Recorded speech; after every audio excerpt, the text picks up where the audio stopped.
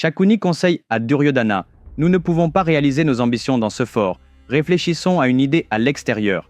Suivant cette suggestion, Duryodhana envoya une invitation aux Pandavas pour participer à une course de chars. Tous acceptent. Les chars des Pandavas et des Kauravas furent alignés. La cloche sonna et tous les chars commencèrent à courir. À l'exception du char de Bhima, tous les autres s'élancèrent. Le char de Bhima avançait lentement parce que les chevaux ne pouvaient pas courir vite sous le poids immense de Bhima. « Oh non, suis-je le dernier ?» pensa Bhima en regardant derrière lui. C'est alors qu'un autre char arriva à côté de lui. Savez-vous à qui appartenait ce char? C'était celui de Duryodhana. « Frère, pourquoi as-tu l'air si déprimé? Réjouis-toi. Regarde comme je suis énergique. » Duryodhana dit et ajouta « La raison de mon énergie est ce dessert spécial fait à partir du lait de Kamadhenu. Il est incroyablement délicieux. Quand quelqu'un le consomme, il se sent plein d'énergie et d'enthousiasme. Pourquoi n'en prendriez-vous pas ?» Il tendit à Bhima la bouteille de dessert. Bhima a tout bu d'un trait. Au bout de 2 minutes, Bhima perdit connaissance et tomba du char en marche. À ce moment-là, Shakuni et Duryodhana s'approchèrent de lui et dirent en riant « Mon oncle, le poison a agi plus vite que nous l'avions prévu. » Ils attachèrent solidement Bhima avec des cordes, le traînèrent et le jetèrent dans un étang proche. L'étang était plein de serpents venimeux. Bhima gisait là, à peine vivant. Dans quelques instants, le venin le tuerait sûrement.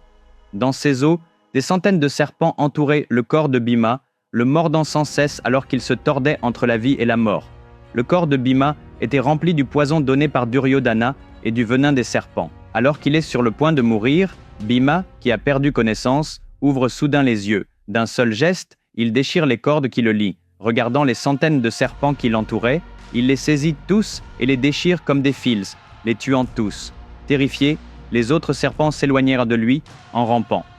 Alors que les serpents s'enfuyaient, Bhima nagea dans l'eau et remarqua une porte qui brillait d'une lumière éclatante. Il la franchit et se retrouva dans un endroit extraordinaire et magnifique, le royaume des Nagas.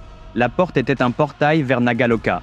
Bhima y vit Vasuki, le roi des serpents. Dès que Vasuki a vu Bhima, il a compris tout ce qui s'était passé. Quelqu'un a essayé de te tuer en t'empoisonnant, mais lorsque ces serpents venimeux t'ont mordu, leur venin a agi comme un antidote au poison présent dans ton corps. Le poison, comme on dit, est le remède au poison, et c'est précisément ce qui s'est passé. C'est pour cela que tu es encore en vie, explique Vasuki. Mais qui es-tu? Demanda-t-il. Je suis Bhima, fils de Pandu et de Kunti, répondit Bhima. En entendant cela, Vasuki s'exclama. Es-tu le fils de Kunti? J'ai une grande dette envers Kunti. Par la lignée, tu es mon petit-fils. Prends ce tonique et bois-le. Comme le nectar pour les dieux, c'est notre nectar à Nagaloka. Bois-le et tu auras la force de 1000 éléphants. Vasuki tendit l'élixir à Bhima qui le but, transformant sa force de façon incommensurable. Mes amis, pouvez-vous croire que la lecture d'une histoire extraordinaire peut faire oublier à quelqu'un ses problèmes et transformer sa vie? Croyez-vous que le simple fait de raconter une telle histoire à vos enfants peut leur enseigner les valeurs dont ils ont besoin pour leur avenir? Et si je vous disais que chaque problème que vous rencontrez aujourd'hui ou dans le futur peut avoir une solution cachée dans une histoire? Oui, c'est possible. Et cette histoire n'est autre que la plus grande épopée jamais racontée dans l'histoire de l'humanité, le Mahabharata. Cette histoire est 100 fois plus passionnante que n'importe quelle superproduction cinématographique. C'est un défi. Le Mahabharata, complet, écrit dans le style du récit de Vikramaditya, est disponible en 2 volumes, à la fois sous forme de livres physiques et de livres électroniques. Vous pouvez le trouver sur Amazon et 43 autres magasins en ligne et il est disponible en 54 langues dans le monde entier. Les liens sont fournis dans la description de la vidéo ci-dessous. Commandez votre exemplaire dès maintenant, parce qu'il ne s'agit pas seulement d'un livre, mais d'une bibliothèque de sagesse pour votre vie. Pendant ce temps, doté de la force de 1000 éléphants, Bhima s'était transformé en un être d'une puissance immense, presque comme Hulk. Vasuki fit ses adieux à Bhima en lui disant « Retourne maintenant dans ton monde » et le renvoya. La course de chars est terminée et Arjuna en sort victorieux. Tout le monde célèbre sa victoire, mais Arjuna remarque que Bhima est introuvable. Suspicieux, Arjuna refit le chemin par lequel ils étaient venus. En chemin, il rencontra Duryodhana. « Duryodhana, as-tu vu Bhima » demanda Arjuna. « Non, je ne l'ai pas vu depuis ce matin » répondit Duryodhana. Mais ces paroles balbutiantes et les expressions sournoises de Shakuni éveillèrent les soupçons d'Arjuna. Comprenant qu'ils avaient peut-être fait quelque chose à Bhima, Arjuna se dépêcha de retourner le chercher. À un moment donné, Arjuna trouva le char de Bhima, mais Bhima n'était nulle part. Déterminé, il poursuivit sa recherche. Il s'arrêta brusquement et se dit « Bhima a peut-être subi quelque chose de terrible ici même. Pourquoi Arjuna a-t-il ressenti cela ?» Les marques laissées par les roues du char étaient profondes à cause du poids de Bhima. Mais après un certain temps, la profondeur des marques diminua. Cela indiquait que Bhima était descendu du char à cet endroit précis. Confirmant ses soupçons, Arjuna commença à fouiller les environs. Bientôt, il remarque des traces de traînées sur le sol, preuve que Bhima a été traîné vers un étang. En suivant ces marques, Arjuna reconstitue l'histoire. Bhima avait été attaqué et jeté dans l'étang. Assis au bord de l'étang, Arjuna avait le cœur brisé, se demandant si Bhima était vivant ou mort. À ce moment-là, une silhouette émergea de l'eau. C'était Bhima. Arjuna courut vers lui avec joie et l'embrassa. Bhima lui raconta tout ce qui s'était passé et dit qu'il devrait exposer les actes de Duryodhana à tout le monde. Mais Arjuna avait une autre idée. Il dit à Bhima « Bhima, maintenant que nous connaissons les véritables intentions de Duryodhana, s'il découvre que nous savons, il cessera d'opérer en secret et commencera à nous attaquer directement. Tant qu'il croira que nous ne sommes pas au courant, il agira prudemment et fera moins de mouvements. Nous avons tout intérêt à garder le secret. Ne le révélons à personne. » C'est avec ce plan en tête que les deux hommes retournèrent au fort. Alors que Duryodhana et Shakuni prévoyaient d'éliminer les Pandavas un par un, Shakuni suggéra de commencer par Bhima. Pourquoi ?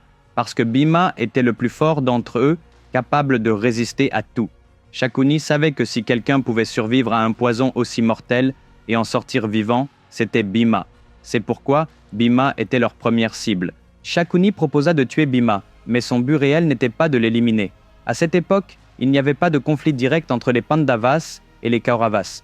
Le plan de Shakuni était de créer de l'animosité entre les deux groupes et d'en faire des ennemis. Shakuni était toujours du côté des Pandavas, mais il manipula Duryodhana pour qu'il prenne des mesures agressives contre eux. Lorsque Bhima annonce à tous les habitants du fort qu'il a acquis la force de 1000 éléphants, tous sont ravis, à l'exception d'une seule personne, Gandhari.